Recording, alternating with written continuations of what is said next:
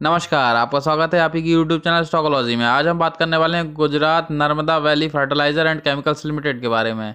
जिन्होंने भी चैनल को सब्सक्राइब नहीं किया प्लीज़ सब्सक्राइब कर लें, बेल आइकन पर क्लिक कर दें, वीडियो को लाइक करें, शेयर करें। अब हम कंपनी के रिजल्ट्स को देख लेते हैं। तो अगर बात करें टोटल इनकम की तो मार्च क्वार्टर 20 में 1384 करोड़ की जो इनकम हुई थी वो मार्च क्वार्टर 21 में 1782 करोड़ की हो गई। और एक्सपेंसेस की बात करें तो 1248 करोड़ के जो एक्सपेंसेस मार्च क्वार्टर 20 में हुए थे वो मार्च क्वार्टर 21 में 1332 के हो गए। तो इस प्रकार हमें क्वार्टर ऑन क्वार्टर इनकम बढ़ती हुई दिखाई दे रही है और एक्सपेंसेस भी बढ़ते हुए दिखाई दे रहे हैं। अब अगर हम बात करते हैं ईयर ऑन ईयर की तो फाइनेंशियल ईयर 19-20 में जो इनकम थी वो 5315 करोड़ की थी और जो फाइनेंशियल ईयर 20-21 की इनकम है वो 5365 करोड़ की हुई है। तो इस प्रकार हमें इनकम जो है बढ़ती हुई दिखाई दे रही है। अगर हम बात करते हैं फाइनेंशियल ईयर में एक्सपेंसेस की तो 19-20 में 4890 करोड़ के जो एक्सपेंसेस थे वो फाइनेंशियल ईयर 20-21 में 4417 करोड़ के हो गए हैं। तो इस प्रकार हमें ईयर ऑन ईयर एक्सपेंसेस जो है घटते हुए नज़र आ रहे हैं। अब हम प्रॉफिट एंड लॉस स्टेटमेंट को देख लेते हैं। तो बात करते हैं प्रॉफिट बिफोर टैक्स की। तो मार्च क्वार्टर 20 में प्रॉफिट बिफोर टैक्स जो था वो 136 करोड़ का था, जो कि मार्च क्वार्टर 21 में 449 करोड़ का हो गया। और अगर बात करते हैं net profit for the period की तो मार्च क्वार्टर 20 में 238 करोड़ का था, जो कि 308 करोड़ का हो गया।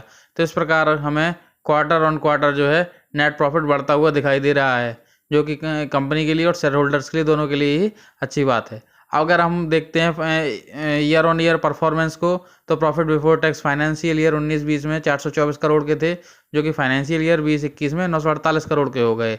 और अगर बात करते हैं net profit for the period की तो 498 करोड़ के जो प्रॉफिट्स थे फाइनेंशियल ईयर 19-20 में वो फाइनेंशियल ईयर 20-21 में जाके 689 करोड़ के हो गए। तो इस प्रकार हमें year on year net profit या प्रॉफिट फॉर द पीरियड जो है बढ़ता हुआ दिखाई दे रहा है।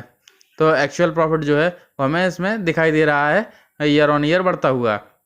अब हम कंपनी के एसेंशियल्स को देख लेते हैं। तो कंपनी का जो मार्केट कैप है वो 6223 करोड़ का है। नंबर ऑफ शेयर जो मार्केट में उपलब्ध है वो 15.54 करोड़ के हैं।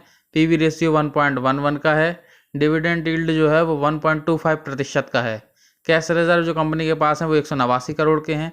प्रोमोटर्स की होल्डिंग 41.18% है। सेल्स ग्रोथ -12.44% का है और ROC 7.62% का है।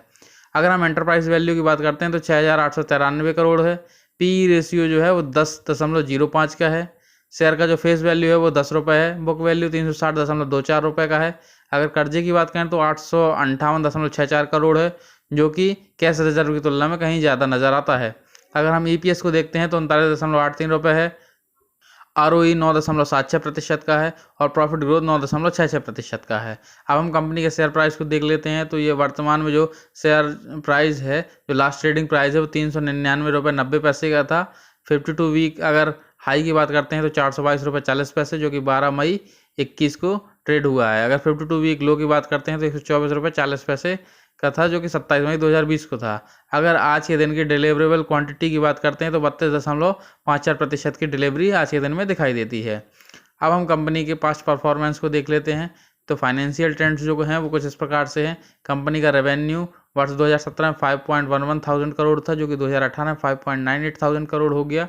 2019 में 6.12 थाउजेंड करोड़ हो गया और 2020 में 5.32 थाउजेंड करोड़ हो गया। तो इस प्रकार हमें 17 से 18-19 में तो रेवेन्यू बढ़ता हुआ दिखाई दे रहा है, लेकिन 19 से 20 में घटता हुआ दिखाई देता है। अब हम प्रॉफिट्स को देखते हैं। तो 2017 में 0.53, 2018 में 0.79, 2019 में 0.75 और 2020 में 0.51। तो इस प्रकार हमें 17 से 18 में तो प्रॉफिट्स बढ़ते दिखाई दे रहे हैं, फिर 18 से 19 और 19 से 20 में प्रॉफिट्स घटते हुए दिखाई दे रहे हैं। अगर हम बात करते हैं शेयर होल्डिंग पैटर्न की तो प्रोमोटर्स की होल्डिंग जो जून 20 में 41.18 थी वो मार्च में यथावत बनी हुई है। FII's होल्डिंग 9.94 के स्थान पर 10.04 हो गई है, जो कि बढ़ोतरी दिखा रहा है।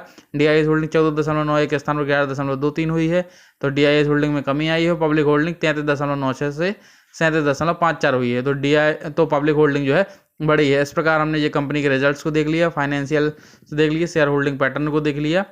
अब जिन्होंने भी चैनल को सब्सक्राइब नहीं किया है प्लीज़ सब्सक्राइब कर लें, वीडियो को लाइक करें, शेयर करें, अपने दोस्तों के साथ साझा करें। धन्यवाद।